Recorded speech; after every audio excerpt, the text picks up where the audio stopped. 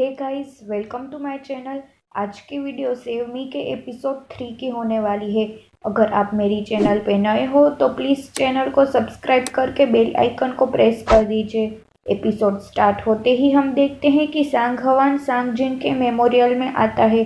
सांगमी उसे बाहर ही मिल जाती है। वो उसे सॉरी बोलता है। सांगमी पूछती है, तुमने ऐसा क्यों किया? अगर तुम मेरी हेल्प नहीं करना चाहते थे तो उस दिन मुझे अप्रोच क्यों किया? असल में स्कूल के पहले ही दिन सांगहवान सांगमी के पास गया था और उसे पूछता है, तुम्हें हम याद है? बारिश में हम मिले थे। सांगमी भी हाँ कहती है। सांगहवान उसे अपना नाम बताता है और कहता है, मैं यहाँ सबसे हैंडसम हूँ और वो जो बेवकूफ़ लग रहा है वो है डोंगचुल। फिर वो दोनों सांगमी के साथ वॉलीबॉल खेलते हैं। सांगमी की स्माइल देखकर तो दोनों उसे देखते ही रहते हैं। थोड़ी देर बाद सांगहवान फिर से उसके पास जाता है और उसे फ्लर्ट करने लगता है। सांगमी पूछती है, तुम मेरे साथ ऐसे क्यों बात कर रहे हो? सांगहवान कहता है, क्योंकि हम फ्रेंड्स हैं। इसी वजह से सांगमी सांगहवान से हेल्प लेने गई थी, पर उसने हेल्प करने से मना कर दिया था। अब वो उसे कहती है, यहाँ से चले जाओ और मेरे सामने कभी मत आना। सांगजिन का अंतिम संस्कार होता है। सांगमी वो देख नहीं पाती है और बाहर चली जाती है।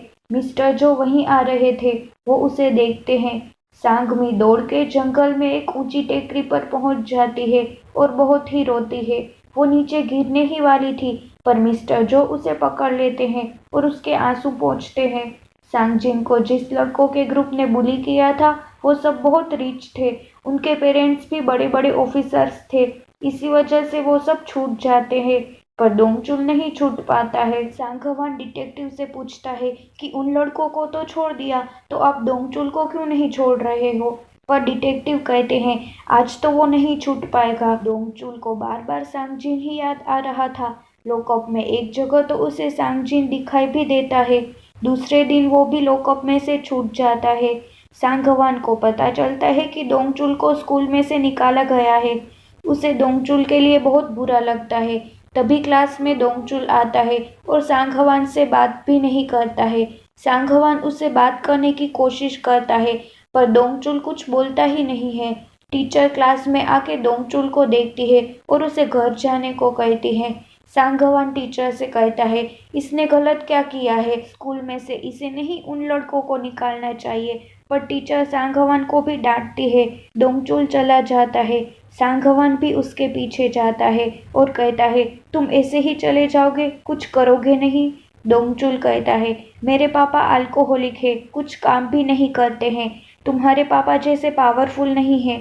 तुम्हें देखकर सबको तुम्हारे पावरफुल पापा याद आते हैं और मुझे देखकर एक अल्कोहलिक पापा। प्रिंसिपल से लेके पुलिस तक मैं कितनी भी कोशिश करूं, कोई मेरी बात सुनेगा ही नहीं। डोंगचुल जाने लगता है।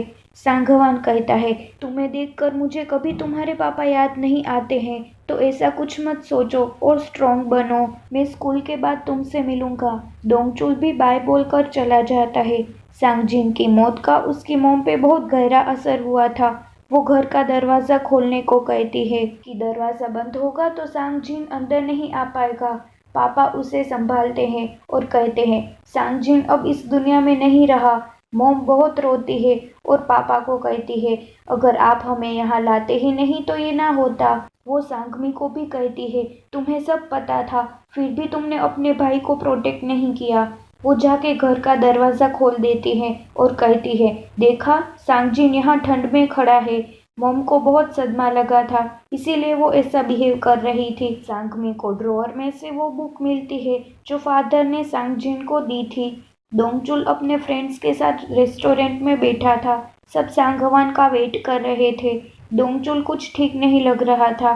वो बाहर बैठकर स्मोक करता है और उस लड़के के ग्रुप को देखता है। वो तो सब खुशी से घूम रहे थे। डोंगचुल ये देखता है और उनके पीछे जाता है। मान ही देख लेता है कि डोंगचुल उस ग्रुप का पीछा कर रहा है। वो जल्दी अंदर जाता है और जंगहू को जल्दी से बाहर आने को कहता है, पर रेस्टोरेंट की ओनर उसे रोक लेती है क्योंकि उन्होंने पैसे नहीं दिए थे। तभी सांगहवान आता है और तीनों उसे अलग अलग रास्ते में ढूंढते हैं।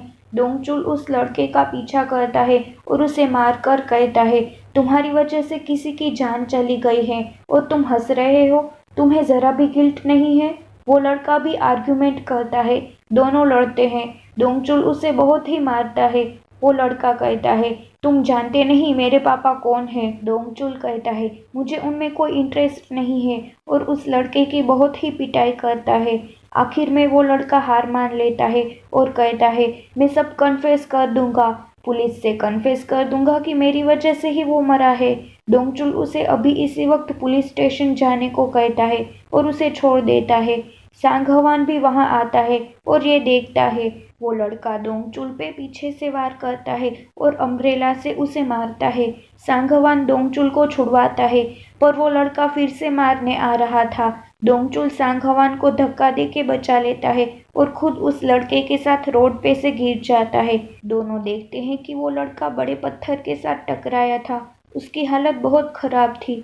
उसे हॉस्पिटल ले जाया जाता है। डॉक्टर उसके पेरेंट्स को कहते हैं कि वो लड़का अब कभी चल नहीं पाएगा। ये सुनकर तो उसके पापा गुस्से से पागल हो रहे थे। सांगहवान के पापा को ये सब पता चलता है। सांगहवान क्राइम सीन पे था। ये उनके लिए प्रॉब्लम बनने वाली थी। उसकी सेक्रेटरी कहती है, हमें सब ब्लेम डोंगचुल पे डालना होगा, पर वो अपने बेटे का बेस्ट फ्रेंड था, इसीलिए उसके पापा सोच में पड़ जाते हैं। तो सेक्रेटरी कहती है, जब आप इलेक्शन जीत के गवर्नर बन जाओगे तो हम डोंगचुल को छुड़ा लेंगे। फिर वो डिटेक्टिव से मिलते हैं और उनका प्रमोशन कराने का प्रॉमिस करते हैं। डिटेक्टिव कहता है, आपके बेटे को सिर्फ ट्रायल में विटनेस बनना है और उसका स्टेटमेंट देना है। पर सांगहवान के पापा कहते हैं, उस इंसिडेंट की वजह से मेरा बेटा घबरा गया है, उसे आराम की ज़रूरत है। क्या उसका स्टेटमेंट मैं ईमेल कर दूं? सांगहवान के पापा गवर्नर बनने वाले थे और अपना प्रमोशन भी कराने वाले थे, इसलिए डिटेक्टिव उसकी बात मान लेते हैं। सांगहवान पुलिस स्टेशन पहुंच जाता है और डिटेक्टिव से कहता है, आप मेरा स्टेटमेंट क्यों नहीं ले रहे हो? मैं इस केस का विटनेस हूँ। पर डिटेक्टिव उसकी बातों पे ध्यान नहीं देते हैं।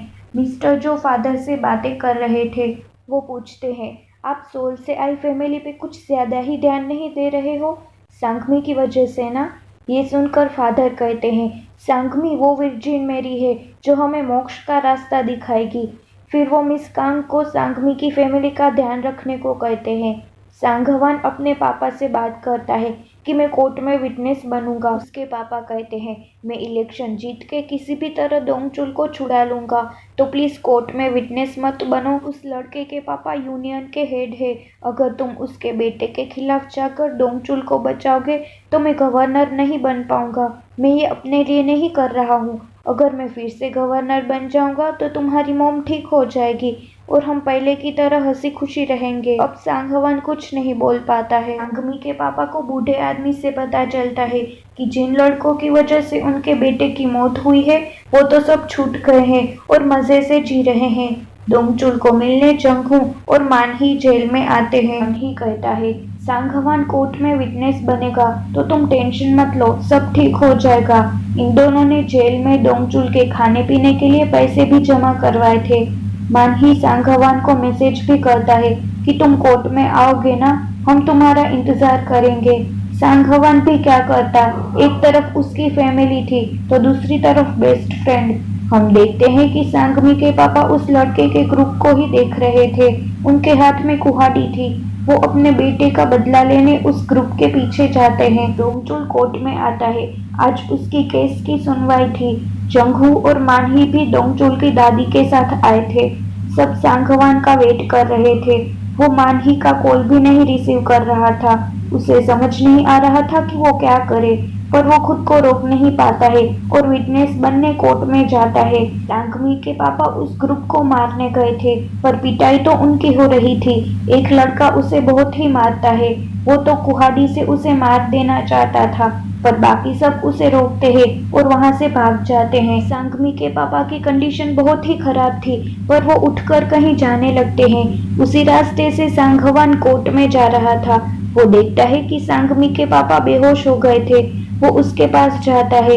इसी वजह से वो कोर्ट में नहीं पहुंच पाता है। डोंगचुल को फिर से जेल में ले जाते हैं। सांगमी अपने पापा के पास हॉस्पिटल आती है। उनकी हालत देखकर वो बहुत चौंक जाती है, पर अपने पापा को वो संभाल लेती है। सांगहवान उस बस के पीछे जाता है जिसमें डोंगचुल को ले जा रहे थे। वो बस को रोकता है और विंडो में से डोंगचुल को बुलाता है पर डोंगचुल उसकी तरफ देखता भी नहीं है। पुलिस उसे दूर ले जा रहे थे, पर सांगवान डोंगचुल से सॉरी बोलता रहा कि प्लीज मुझे माफ कर दो। इस तरह ये एपिसोड पूरा होता है। आपको ये एपिसोड कैसा लगा वो कमेंट करके ज़रूर बताइए, और अच्छा लगा हो तो लाइक एंड शेयर करके चैनल को सब्सक्राइब करके बेल आइकन को भी प्रेस कर दीजिए। मिलते हैं नेक्स्ट एपिसोड के साथ।